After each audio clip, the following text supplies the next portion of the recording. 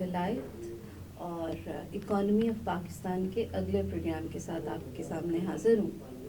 ناظرین، ہم پچھلے پروگرام میں بجٹ کے بارے میں بات چیت کر رہے تھے اور ہم نے یہ دیکھا تھا کہ یہ جو so proclaimed G D P figure ہماری گورنمنٹ نے ہمیں دکھائی ہے، یہ فگر کس حد تک ٹرو ہے. ہم نے اس کو بائیفرکیٹ کر کے دیکھا اور اس پہ بھی بات کرنے کی کوشش کی کہ جو گروتھ ریٹ دکھایا جا رہا ہے کیا وہ ریئل گروتھ کو شو کرتا بھی ہے یا نہیں ہے. تھوڑا سا ریمائنڈ کرا دوں آپ کو پچھلے پروگرام کے بارے میں، اور آج کے پروگرام میں بھی ہم آنے والے بجٹ جو 2021 اور 22 کا بجٹ ہے جو بہت جلد آپ کے سامنے پیش ہونے والا ہے، تھوڑا سا اس کے بارے میں بات کریں گے. پچھلی دفعہ ہم بات کر رہے تھے تو میں نے آپ سے یہ کہا تھا کہ جی ڈی پی گروتھ کی جو فگر جو 3.9 پریڈکٹ کی جا رہی ہے، یہ فگر کیوں ڈائجسٹیبل نہیں ہے، یہ فگر کیوں اکانومسٹ سے، سول سوسائٹی سے، اپوزیشن سے ڈائجسٹ نہیں ہو رہی ہے. اس کی وجہ یہ ہے کہ دسمبر تک ہم نے نگیٹو گروتھ دیکھی ہے. All together January and February میں جب گریجولی کچھ انڈسٹریز کھلنا شروع ہوئیں، کام کھلنا شروع ہوئے، دفاتر کھلنا شروع ہوئے، ہمارے ایکسپورٹ کے جو آرڈرز پہلے سے پینڈنگ تھے وہ دوبارہ ہونا شروع ہوئے، تو آپ کا ٹریڈ بیلنس کچھ بہتر ہوا. اس کے ساتھ کچھ انڈسٹری نے کام کرنا شروع کیا، تھوڑی سی پروڈکشن ہوئی، تو یہ تو ضرور ہوا کہ آپ کی گروتھ کہیں 1.5 سے 2 کے درمیان، یا آپ 2 یا 2.5 تک بھی کہہ سکتے ہیں، ہو گئی. لیکن ان 4-5 ماہ کے اندر آل ٹوگیدر آپ کی گروتھ 4 پوائنٹ انکریز کر گئی، یہ ماننے والی بات نہیں ہے. اس لیے ہم نے یہ کہا کہ یہ فگرز تھوڑی سی فیبریکیٹڈ ہیں. اصل میں حکومتوں کو جب بھی یہ نظر آتا ہے کہ عوام میں ان کی پاپولیرٹی کم ہو رہی ہوتی ہے، تو اگر وہ حکومت جو ہے اس کے ہاتھ میں ہو تو وہ آنے والے بجٹ میں کچھ ایسی فلیکسیبلٹیز دیتی ہے، کچھ ایسی ریلیکسیشن دیتی ہے جو کامن آدمی کی جو زندگی ہے وہ بہتر بناتی ہے. انفارچونیٹلی پی ٹی آئی کی اسٹریٹجی ہمیشہ سے یہ رہی ہے کہ جو آپ بتائیں اس کو وائرل مارکیٹنگ کی طرح اتنا وائرل کر دیں کہ وہ سچ لگنے لگے. کچھ ایسا ہی جی ڈی پی گروتھ کی فگر کے ساتھ بھی ہوا. پچھلے کافی عرصے سے ہم 1 ماہ سے مسلسل ہر وزیر، مشیر اور گورنمنٹ کے ہر عہدیدار کو یہ کہتے، ایون ہمارے پرائم منسٹر صاحب خود یہ کہتے رہے کہ پاکستان جو ہے اس کی اکانومی سٹیبل ہو گئی ہے، ہم ترقی کی راہ پہ گامزن ہو گئے، ہم نے قرضہ اتار دیا، ہمارا کرنٹ اکاؤنٹ سرپلس میں چلا گیا، ہماری ایکسپورٹ زیادہ ہو گئی ہیں، ہماری لارج اسکیل انڈسٹری نے بہت ترقی کر لی ہے. تو اس میں تھوڑا سا سمجھنے کی بات ہے. کیا یہ سب جھوٹ ہے؟ نہیں، یہ سب جھوٹ نہیں ہے. لیکن اس کا تعلق گروتھ ریٹ سے کتنا ہے اور کتنی معاشی ترقی ہوئی ہے اس کے پیش نظر. جیسے میں نے ابھی تھوڑی دیر پہلے کہا کہ چونکہ 2019 کا سال پینڈیمک کی نظر ہو گیا، کرونا کی وجہ سے ساری انڈسٹریز بند تھیں، اس شٹ ڈاؤن کی وجہ سے کوئی پروڈکٹیوٹی نہیں ہوئی، ویجز نہیں دی گئی، لوگ ان امپلائڈ ہو گئے، پاورٹی میں اضافہ ہوا، انفلیشن میں اضافہ ہوا، تو ایک عام آدمی کی زندگی بہت زیادہ مشکلات کا شکار ہو گئی. دوسری طرف آپ یہ دیکھیں تو چونکہ کوئی بزنس نہیں ہو رہا تھا، کوئی پیمنٹس نہیں ہو رہی تھی، تو ڈالر ملک سے باہر نہیں جا رہے تھے. جب ڈالر ملک سے باہر نہیں جا رہے تھے تو ریزروز ہائی ہو رہے تھے. اب وہ ریزروز اتنے ہائی نہیں ہو رہے تھے. اگر آپ انڈیا کے ریزروز دیکھیں اور اگر آپ بنگلہ دیش کے ریزروز دیکھیں تو ہمارے ریزروز ان کا 1% بھی نہیں ہے. ہاں، ہمارا کرنٹ اکاؤنٹ جو ہے وہ اس وجہ سے سرپلس میں چلا گیا، لیکن یہ ساری اکانومیز کے ساتھ، اور ساری اکانومیز نے بہت ہائیلی ایب نارمل قسم کا جو ہے وہ ریزروز شو کیے ہیں. پاکستان کے اندر کرنٹ اکاؤنٹ سرپلس ہونے سے اور جو آپ کے ٹریڈ کے پینڈنگ آرڈرز تھے، ٹیکسٹائل کے اندر بہت سے پینڈنگ آرڈرز تھے، چونکہ فلائٹس نہیں جا رہی تھیں، اکانومیز کام نہیں کر رہی تھیں، تو وہ کام وہیں پہ رک گئے تھے. جب وہ پینڈنگ آرڈرز کمپلیٹ کرنے کے لیے پروڈکشن ہوئی تو ظاہر ہے گروتھ نیگیٹو سے پازیٹیو کی طرف آئی. یہ جو نیگیٹو سے پازیٹیو تک کا سفر ہے، یہ 1 پوائنٹ یا 2 پوائنٹ کا سفر تھا، یہ اکٹھے 4 پوائنٹ کا سفر نہیں ہے. گورنمنٹ سچ تو بول رہی ہے لیکن مکمل سچ نہیں بول رہی ہے. ایک تو جی ڈی پی 3.9 نہیں ہے. ایشین ڈیولپمنٹ بینک نے، ورلڈ بینک نے، سب نے یہ پریڈکٹ کیا کہ اگلے سال کی جو آنے والی پاکستان کی گروتھ ہے وہ 1.5 سے 2 کے درمیان رہے گی. اور اگر ہم نے بہت اچھی اکنامیکل اسٹریٹجیز بنائی، اگر ہم نے انڈسٹری کو ریوائیو کرنے کے لیے سپورٹو پلانز دیے، تو ہو سکتا ہے کہ آپ کی گروتھ 2.5 تک چلی جائے. لیکن اس سے زیادہ گروتھ इकोनॉमिकल इंडिकेटर्स नहीं बता रहे कि हो सकती है। सो ये थोड़ा सा फैब्रिकेटेड भी है। जीडीपी के अलावा भी कुछ ऐसे दावे पीटीआई गवर्नमेंट ने किए हैं जो शायद एक इकोनॉमिक की स्टूडेंट होने के नाते मुझसे हजम नहीं हुए। उनमें से एक दावा ये है कि पर कैपिटा इनकम जो है वो $1700 हो गई है। $1700 पर कैपिटा इनकम कैसे हो गई या कैसे दिखाई गई, इसके पीछे क्या इकोनॉमिकल कैलकुलेशन मौजूद है वो आपसे शेयर करती चलूँ।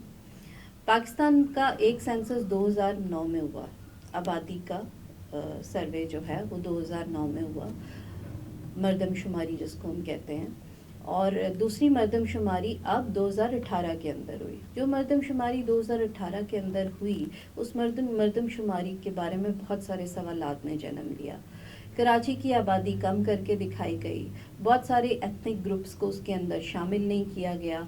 सो इसके ऊपर चूंकि बहुत ज़्यादा सवालात थे तो ये वाली मर्दमशुमारी रजिस्टर नहीं हो सकी। हम अमूमन पर कैपिटा इनकम कैसे कैलकुलेट करते हैं? हम अपनी नेशनल इनकम को टोटल पॉपुलेशन पे डिवाइड करते हैं। अब याद रखने वाली बात यह भी है कि नेशनल इनकम के जो कंपोनेंट्स हैं वो कंजम्पशन है, इन्वेस्टमेंट है, वो ट्रेड बैलेंस है आपका, वो आपकी फॉरेन और डोमेस्टिक इन्वेस्टमेंट का डिफरेंस है।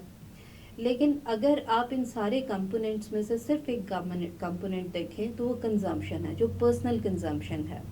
कोरोना के दौरान लोगों ने अपने घर बैठ के बहुत सारी शॉपिंग की, लेकिन ये याद रखा जाए कि वो 1% ऑफ पॉपुलेशन टोटल पॉपुलेशन को रिप्रेजेंट नहीं करती। अनफॉर्चुनेटली इनकम इनइक्वालिटी की वजह से हमारे यहाँ 98% का पैसा 2% लोगों के पास मौजूद है। अब ये जो 2% लोग हैं इन पे चूंकि ऐसी गवर्नमेंट पॉलिसीज़ नहीं हैं, ऐसा टैक्स स्ट्रक्चर नहीं है, ऐसा माफियाइज़म है जिसको कंट्रोल नहीं किया जाता, जिसकी वजह से इसकी जो तकसीम है दौलत की ये आगे बाकी क्लासेस तक नहीं पहुंच पाती। वापस आते हैं इसकी तरफ कि चूंकि उन्होंने कंजम्पशन बहुत की, अब कंजम्पशन जो है वो नेशनल इनकम का कंपोनेंट है, उस सिंगल एक कंपोनेंट की वजह से नेशनल इनकम ज़्यादा हुई। लेकिन दूसरी तरफ जो उसके बाकी कंपोनेंट है जिसमें गवर्नमेंट एक्सपेंडिचर शामिल है, गवर्नमेंट एक्सपेंडिचर किस पे होता है? गवर्नमेंट इंफ्रास्ट्रक्चर पे स्पेंड करती है, गवर्नमेंट लोगों की सेहत पे स्पेंड करती है, गवर्नमेंट लोगों की तालीम पे स्पेंड करती है। ऐसी कोई स्पेंडिंग नहीं हुई, इसलिए उसकी फिगर इतनी प्रोमिनेंट नहीं है। इन्वेस्टमेंट की बात करें तो जो डायरेक्ट इन्वेस्टमेंट होती है जिसको फॉरेन डायरेक्ट इन्वेस्टमेंट कहते हैं वो पाकिस्तान में नहीं आई। वैसे भी 2019 और 20 जो है वो कोरोना का साल था और पूरी दुनिया के अंदर कारोबार बंद था। हमारे यहाँ आम हालात में भी जियो पोलिटिकल सिचुएशंस की वजह से, हमारी कमज़ोर माशी पॉलिसियों की वजह से और हमारी डेट के अंदर पिसी हुई रियासत की वजह से फॉरेन डायरेक्ट इन्वेस्टमेंट हमारे यहाँ बहुत कम आती है। 2019-20 में तो बिल्कुल भी नहीं आई, इसलिए इन्वेस्टमेंट का कंपोनेंट भी बहुत ज़्यादा कंट्रीब्यूट नहीं किया नेशनल इनकम में।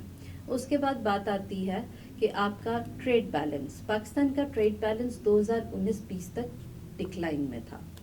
पाकिस्तान का ट्रेड बैलेंस इम्प्रूव हुआ फरवरी 2021 और मार्च। अगर फरवरी, मार्च और अप्रैल की फिगर्स आप देखें तो उसमें एक्सपोर्ट्स ज़्यादा हुई हैं, इंपोर्ट्स कम हुई हैं। दूसरी बात, ट्रेड बैलेंस कम होने की बहुत वजह यह है कि आपकी इंपोर्ट्स कम हुई। क्यों? क्योंकि इंडस्ट्री काम नहीं कर रही थी और चूंकि इंडस्ट्री काम नहीं कर रही थी तो इंपोर्ट्स नहीं मंगवाई जा रही थी और फ्लाइट्स बंद थी, पूरी दुनिया में कारोबार बंद था, पूरी दुनिया का माशी निज़ाम जो है वो एक तातुल का शिकार था, जिसकी वजह से हमारे यहाँ भी दरामदात कम हुई। अब वो दरामदात नीचे जाने की वजह से आपका ट्रेड बैलेंस पॉजिटिव में आया, लेकिन आपकी एक्सपोर्ट्स को जितना बढ़ना चाहिए वो इतना नहीं बढ़ी। याद रखें, टेक्सटाइल के अंदर हमने जितनी बूम देखी है या हमने थोड़ा सा इंक्रीज़ देखा है वो पेंडिंग ऑर्डर्स का इंक्रीज़ है। ये वो कारोबारी मुआहदे हैं जो कोरोना से पहले हो चुके थे लेकिन इस दौरान उनकी तरसील नहीं हो सकी। तो जो ही माशी निज़ाम बहाल हुआ 2021 के अंदर, इन पेंडिंग ऑर्डर्स पे दोबारा काम हुआ, प्रोडक्शन हुई और एक्सपोर्ट्स बढ़ी।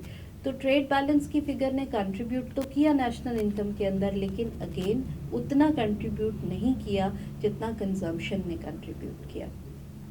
अब ये कहानी तो हो गई नेशनल इनकम। اب اسی نیشنل انکم کو جب پاپولیشن پہ ڈیوائڈ کرتے ہیں تو آپ کے پاس پر کیپٹا انکم آتی ہے. 2009 میں ڈکلیئر کی جانے والی پاپولیشن جو کہ 17 کروڑ ہے اس پہ ڈیوائڈ کیا.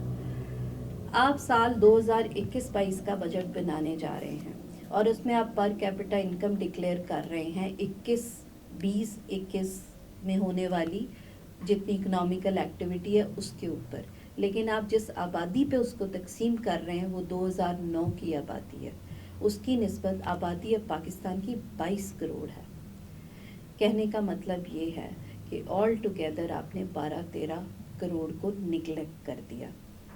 سو جو پر کیپٹا انکم آپ کو دکھائی گئی یہ بھی فیبریکیٹڈ تھی. اگر اوریجنل پر کیپٹا انکم جو 20 ارب کی آبادی ہے اس پہ بھی تقسیم کی جائے تو کم و بیش آپ کا $1100 کا پر کیپٹا انکم آتا، جو کہ ایک بہت انکریجنگ فگر نہیں ہے.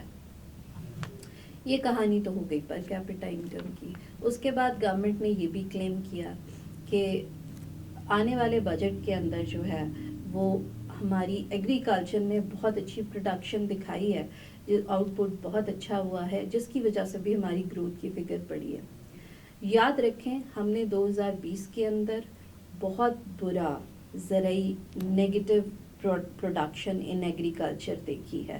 ہماری ویٹ کی فصل ڈیفینیٹلی بمپر گروتھ ہوئی، ریکارڈ بریکنگ آؤٹ پٹ پیدا ہوا، لیکن انفارچونیٹلی ہمارے ہاں کے لوپ ہولز کی وجہ سے اور ہمارے ہاں کرپشن کے نظام کی وجہ سے بہت ساری گندم جو ہے وہ افغانستان میں سپلائی ہو گئی ہے. یہ کون سے فرشتے ہیں جو یہاں کی گندم افغانستان پہنچا دیتے ہیں؟ یہ آپ اور میں جانتے ہیں، لیکن شاید اس میڈیا پہ بیٹھ کے بات نہیں کر سکتے.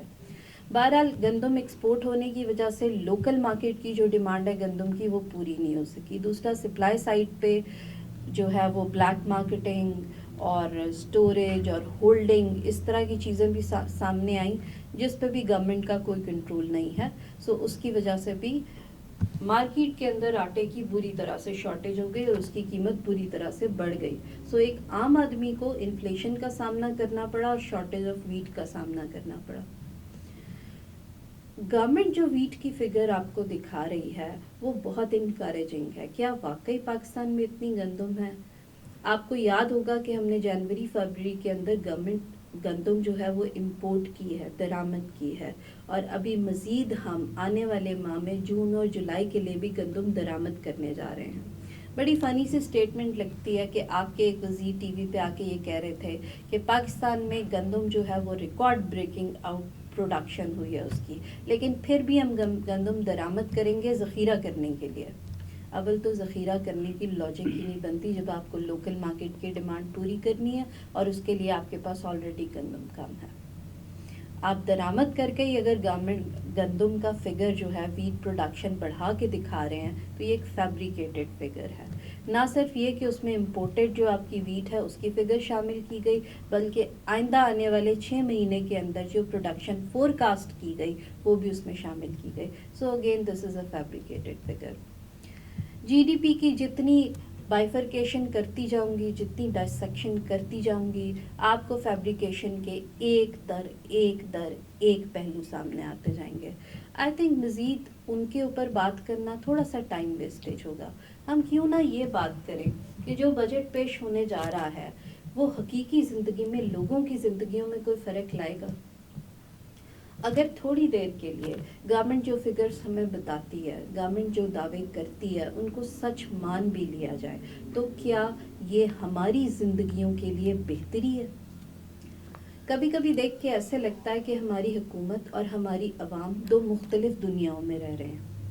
ہماری حکومت کہتی ہے کہ کرنٹ اکاؤنٹ سرپلس میں اضافہ ہو گیا. ہماری حکومت کہتی ہے ہمارا ٹریڈ بیلنس بہتر ہو گیا.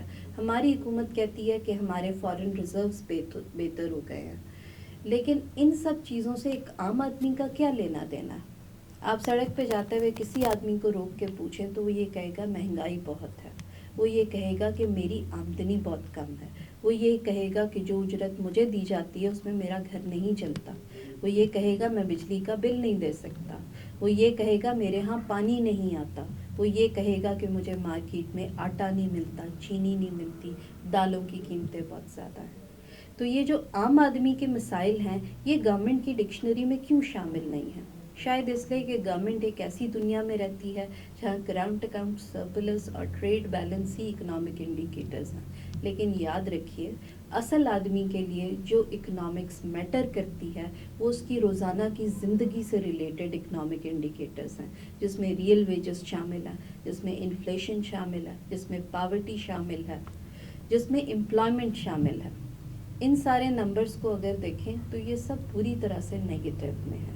अनएम्प्लॉयमेंट पाकिस्तान में बहुत ज़्यादा बढ़ चुकी है। कोरोना पीरियड के दौरान 2019-20 को अगर हम सारा इल्ज़ाम कोरोना को भी दे दें तो वो मुश्किल से 13% बेरोज़गारी हुई। लेकिन अगर हम पिछले 8 सालों का रिकॉर्ड उठा के देखें तो 38% बेरोज़गारी हुई है। सवाल ये है कि कोरोना से पहले ऐसी कौन सी क़यामत थी जो बेरोज़गारी बढ़ती जा रही थी। इंडस्ट्री को निगलेक्ट किए हुए हमें 2 डिकेड्स हो गए हैं, जिसकी वजह से ये बहुत घाटे में जा रही है और आम आदमी को नौकरी नहीं मिलती, आमदनी नहीं मिलती, उससे सेविंग जनरेट नहीं होती, सेविंग कम होने की वजह से इन्वेस्टमेंट जनरेट नहीं होती। हमारे लोकल डेट्स इतने ज़्यादा हैं कि बैंक्स प्रॉपर काम नहीं कर पाते। बहुत ज़्यादा एबनॉर्मल प्रॉफिट के साथ भी एक आम आदमी के लिए वहाँ से कर्जा लेना और अपना काम चलाना बहुत मुश्किल सवाल है। मैं एक तरफ अगर इकोनॉमिकल इंडिकेटर्स आम आदमी की ज़िंदगी के देखूं तो वो मुझे कुछ और कहानी सुना रहे हैं। वो ये सुना रहे हैं कि हम बुरी तरह से डिफ़ॉल्ट हो चुके हैं, और दूसरी तरफ अगर मैं गवर्नमेंट की हरी हरी दुनिया देखूं तो वहाँ पे टोटल चर्चा सिर्फ करंट अकाउंट सरप्लस का और ट्रेड बैलेंस का है या फॉरेन रिजर्व्स का है। हमें ऐसे फॉरेन रिजर्व्स का कोई फ़ायदा नहीं जिसको हम स्पेंड नहीं कर सकते। हमें ऐसे करंट अकाउंट सरप्लस का कोई फ़ायदा नहीं जिसको हम इंफ्रास्ट्रक्चर पे, लोगों की सेहत पे, लोगों की तालीम पे खर्च नहीं कर सकते। हमें ऐसे ट्रेड बैलेंस का कोई फ़ायदा नहीं जिससे डोमेस्टिक मार्केट में शॉर्टेज हो और कीमतें ऊपर जाएं। पीटीआई गवर्नमेंट की एक्लेम फिगर्स एक तो फैब्रिकेटेड है, सच नहीं है, लेकिन उस सच से एक गरीब आदमी की ज़िंदगी में कोई फ़र्क नहीं पड़ने वाला। दूसरी आने वाली जो बजट है उसके अंदर बहुत सारी पॉजिटिव क्लेम्स किए जा रहे हैं कि तनख्वाहें बढ़ा देंगे, पेंशन्स में भी शायद इजाफा करें। लेकिन ये भी एक बात याद रखें कि जब से हमने आईएमएफ के साथ प्रोग्राम शुरू किए हैं, आईएमएफ हमें अपना फाइनेंशियल स्ट्रक्चर बेहतर बनाने के लिए तजावीज़ देती है या कंडीशंस लगाती है जो हमें पूरी करनी होती है। आईएमएफ की सजेस्टेड कंडीशन में एक कंडीशन ये भी शामिल थी कि पेंशन के ऊपर टैक्स लगा दिया जाए। जिन लोगों की 3 लाख या 4 लाख पेंशन है वहाँ तक तो बात समझ आती है, लेकिन वो हजरात जो बुढ़ापे में अपनी दवाइयाँ, अपनी बीमारी का इलाज इसी पेंशन की रकम से करते हैं, शायद उनके लिए ये बहुत अच्छी खबर नहीं है। ये सजेशन भी है कि कुछ ऐसी चीज़ें हैं, यानी कुछ ऐसी प्रॉपर्टीज़ हैं जिनके ऊपर टैक्स लगाना ज़रूरी है जो पहले टैक्स से एग्जम्प्टेड थी। वो एक बहुत अच्छा स्टेप है अगर ऐसा हो सका तो, जिसमें शायद रिटायर्ड जर्नल्स को घर दिए जाते हैं, जो आपके ब्रोकरेट्स हैं जो रिटायर्ड हो जाते हैं उनको एडिशनल घर और उनको जो ट्रांसपोर्ट की फैसिलिटीज़ दी जाती हैं वो ख़त्म की जाएं। ये डेफिनेटली खुशाइन है और हो सकता है कि इसके अंदर महकमों के ऊपर जो होने वाला बजट है या कर्जा है वो भी कम हो। ये भी आपको बताती जाऊँ कि ये जो महकमों के ऊपर कर्ज है या डेट है ये 2.3 ट्रिलियन है। अगर सिर्फ इसी को रिकवर कर लिया जाए तो आपका पूरा जीडीपी सपोर्ट होता। डेट से याद आया, हम वो कौम है जिसका हर बच्चा आइंदा 100 सालों के लिए कर्जे में जकड़ा हुआ है। जब हम आईएमएफ से लेने वाले कर्जे के ऊपर डिस्कशन करते हैं या डेट करते हैं तो हमारी आवाम 2 ही धड़ों में बटी होती है। एक तरफ कहा जाता है कि या तो आईएमएफ आपकी सास है या आईएमएफ आपकी माँ है। सब कहते हैं आईएमएफ गवर्नमेंट को कहे कि वो अपना टैक्स स्ट्रक्चर ठीक करे, आईएमएफ गवर्नमेंट को कहे कि वो अपने यहाँ कानून की बालादस्ती कायम करे, आईएमएफ गवर्नमेंट को कहे कि वो अपनी बाकी चीज़ें ठीक करे। आईएमएफ का ये काम नहीं है। आप क्यों भूल जाते हैं? आईएमएफ एक बनिए की तरह काम करता है जो कर्जा देता है और उसको ये अश्योर कराना होता है कि आप उसका कर्जा वापस करने के काबिल हैं। अगर हिस्टोरिकली देखा जाए, रिसर्च में ये प्रूवन है कि अभी तक जितने ममालिक ने भी आईएमएफ से कर्जे लिए हैं वो कभी भी इकोनॉमिक स्टेबिलिटी की तरफ नहीं गए। حل بتانے کی طرف اگر آؤں تو جب تک ہم IMF سے پیچھا نہیں چھڑائیں گے ہم کبھی بھی اسٹیبلٹی کی طرف نہیں جا سکتے. یہ کیسے کر سکتے ہیں یہ میں آپ کو آنے والے پروگرام میں بتاؤں گی. آنے والے پروگرام میں انشاءاللہ میں یہ انشور کروں گی کہ میں آپ کو اکنامک سلوشنز بتاؤں پرابلمز کے, اور یہ بھی بتاؤں کہ ہماری اسٹیٹ ان کے لیے کتنی ولنگ ہے. اگر ڈیٹ فگرز پہ نظر ڈالی جائے, چونکہ ہم قرضے کے اندر کس طرح کا قرضہ ہمارے اوپر ہے, بیرونی قرضہ ہے, اندرونی قرضہ ہے. بیرونی قرضے میں جو ٹوٹل آپ کا فارن ڈیٹ ہے وہ 115.7 بلین ڈالر ہے. اب یہ جو 115.7 بلین ڈالر ہے اس میں وہ بھی قرض شامل ہے جو IMF نے آپ کو دیا جو 7 بلین ڈالر کا ہے. اس میں وہ قرض بھی شامل ہے جو مختلف ممالک آپ کو دیتے ہیں, جیسے USA دیتا ہے, جیسے آپ کو سعودی عرب نے دیا تھا, جیسے آپ کو چائنا نے دیا ہے. یہ وہ سارے قرض بھی شامل ہے. اس کے اندر وہ قرض بھی شامل ہے جو آپ کو ایشین ڈیولپمنٹ بینک نے دیے ہیں. اس میں وہ قرض بھی شامل ہیں جو آپ نے ورلڈ بینک سے لیے ہیں. سو ٹوٹل یہ سارے قرضے ملا کے جو آپ کا فارن ڈیٹ ہے وہ 115.7 ٹریلین کا ہے. ڈومیسٹک ڈیٹ آپ کا 24.309 ٹریلین کا ہے, بہت زیادہ. یہ جو ڈومیسٹک ڈیٹ ہے یہ کہاں سے آتا ہے؟ یہ ڈومیسٹک ڈیٹ آپ نے اداروں سے جو قرضے لیے ہوئے ہیں, اسٹیٹ بینک جو کمرشل بینک سے قرضے لیتا ہے, حکومت اپنے اداروں سے قرض لیتی ہے, یہ سارے وہ والے ڈیٹس ہیں. اگر آپ کے ادارے شفاف کام کر رہے ہوں اور ایک سسٹمیٹک وے میں کام کر رہے ہوں اور ریونیو جنریٹ کر رہے ہوں تو پھر یہ اندرونی قرضے میٹر نہیں کرتے. پھر حکومت کے پاس پیسے آتے ہیں کہ وہ اس کو ڈیولپمنٹ بجٹ کے اوپر اسپینڈ کر سکے. سو ڈیٹ ہمارا ایک بہت بڑا پرابلم ہے. لیکن اتنے سارے ڈیٹس اور اتنی ساری چیزوں کی طرف کیا حکومت نے ایسی پالیسیز بنائی ہیں جو ہمیں اکنامک اسٹیبلٹی کی طرف لے کے جا سکے؟ نہیں. PTI گورنمنٹ کے دوران بہت سارے وزیر چینج ہوئے, بار بار ان کو بدلا گیا. ناظرین, PTI گورنمنٹ نے جہاں بہت سارے اسٹوپڈ ڈیسیژنس لیے, جہاں بہت سارے غلط فیصلے کیے جس نے عوام کو بہت نقصان پہنچایا, وہ ایک بہت بڑا ظلم عوام کے ساتھ یہ بھی کیا کہ پبلک ریٹ میں اور ایکسچینج ریٹ میں اضافہ کیا. پبلک ریٹ میں اضافے کا یہ مطلب ہے کہ آپ انٹرسٹ ریٹ بڑھاتے ہیں. انٹرسٹ ریٹ بڑھاتے ہیں تو آپ کو کاروبار کرنے کے لیے قرضے کم قیمت پہ دستیاب نہیں ہوتے, جس سے اکنامیکل ایکٹیویٹی جنریٹ نہیں ہوتی. جب اکنامیکل ایکٹیویٹی جنریٹ نہیں ہوتی تو عام آدمی کو روزگار مہیا نہیں ہوتا اور اس کی آمدن کم سے کم ہو جاتی ہے. عام آدمی غربت کی طرف, مہنگائی کی طرف, ان چیزوں سے نپٹنے کے لیے کسی بیسک سہارے کا منتظر رہتا ہے. دوسرا نقصان انہوں نے یہ کیا کہ بار بار روپے کو ڈی ویلیو کیا گیا اور ڈالر کی پرائس بڑھائی گئی. یہ ڈیمانڈ بھی IMF کی ہے. کیوں؟ IMF کو جو قرضہ واپس لینا ہوتا ہے وہ ڈالر کی فارم میں لینا ہوتا ہے. یاد رکھیں, جب آپ کا روپیہ بار بار ڈی ویلیو کیا جاتا ہے اور ڈالر کی قیمت بڑھائی جاتی ہے تو جو آپ قرضہ واپس کرتے ہیں, یعنی جو ڈیٹ سروسنگ اسپینڈ کرتے ہیں, قرضے کی اصل قیمت سے کہیں زیادہ ہو جاتی ہے. اور آج تک پاکستان کی ہسٹری میں اتنا اسٹوپڈ ڈیسیژن نہیں لیا گیا. اتنی بار ڈی ویلیوشن کرنے کے بعد نقصان یہ ہوا کہ IMF کا 7 بلین ڈالر کا قرضہ ہمیں 40 بلین ڈالر میں پڑا. یہ جو باقی کی 33 بلین ڈالر کی رقم ہے یہ ہم نے بغیر کسی وجہ کے ادا کی ہے, یہ ادا کر رہے ہیں.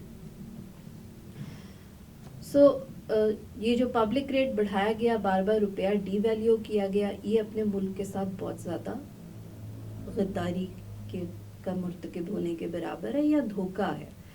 کچھ لوگوں کا یہ کہنا بھی ہے کہ یہ کام انٹینشنلی کیا گیا ہے, اس لیے کیا گیا ہے کہ آگے آنے والے 2 اور IMF کے پروگرامز تیار ہیں.